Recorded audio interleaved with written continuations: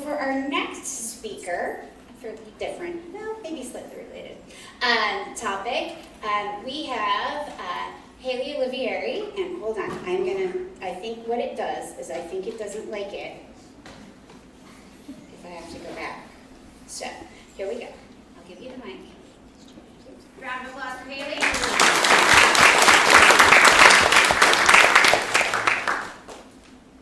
Good evening, my name is Hailey Olivieri, and tonight I would like to talk to you all about this little show that I've been watching recently.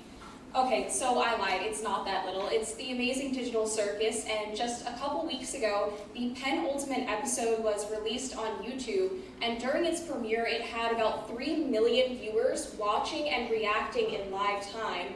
Then, over the next 24 hours, it accumulated over 30 million views, which is no small feat by any means. Now, for those of you who are unfamiliar with the Amazing Digital Circus, it is a web-based animated series, primarily on YouTube, that is based off of Harlan Ellison's short story, I Have No Mouth and I Must Scream. I don't believe the slides are going. No.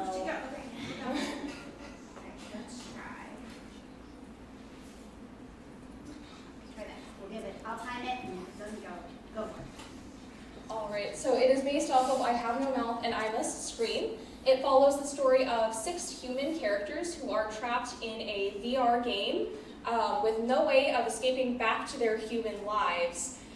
This VR game presents itself as a digital circus controlled by an AI called Kane, who sends the humans on silly adventures to try to keep them happy and sane. So, what is it about the Amazing Digital Circus that makes it so amazing? How does a show that releases a half-hour episode every few months manage to keep an audience engaged for 3 years? And I believe this comes down to 3 main components. The first being the audience-to-creator relationship, the audience-to-audience relationship, and the representation of queer characters and mental health.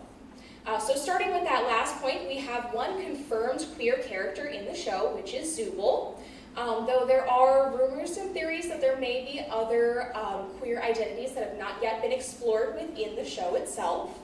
And then looking at the character designs, all of the characters' avatars were created based off of their mental state. So in other words, it's based off of their biggest insecurities. For example, Zubul is made out of mismatched parts that can be exchanged through a Zubul box in their bedroom.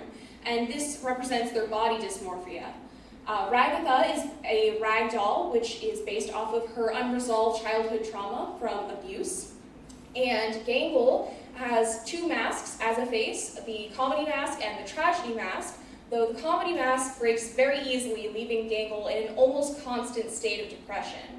The use of these character identities and character quirks allows the viewers to relate on a deeper, more personal level with them, and it leaves them wanting more content.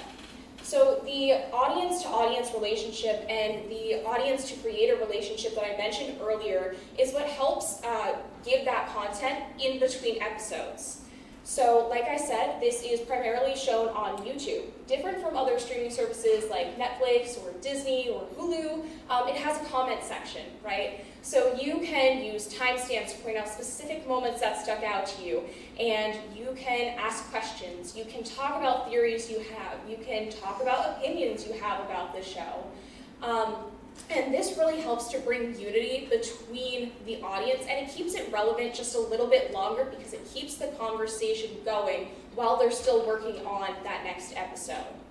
And the creator of the show, Gooseworks, also uses social media in an interesting way. So Gooseworks uses X to talk with the fans. Gooseworks posts their own fan art that is not canon, by the way. And they also use this to post teasers, little hints, and they speak directly with the fans. They respond to fan comments, they respond to fan theories, and they respond to fan art as well. So again, that helps to keep that conversation going a little bit longer, and it keeps the show relevant while they're still working on that next episode. So by the time that they're ready to release the next episode, the audience is ready to hear what they have to say. They're ready to see what the next part of the story is.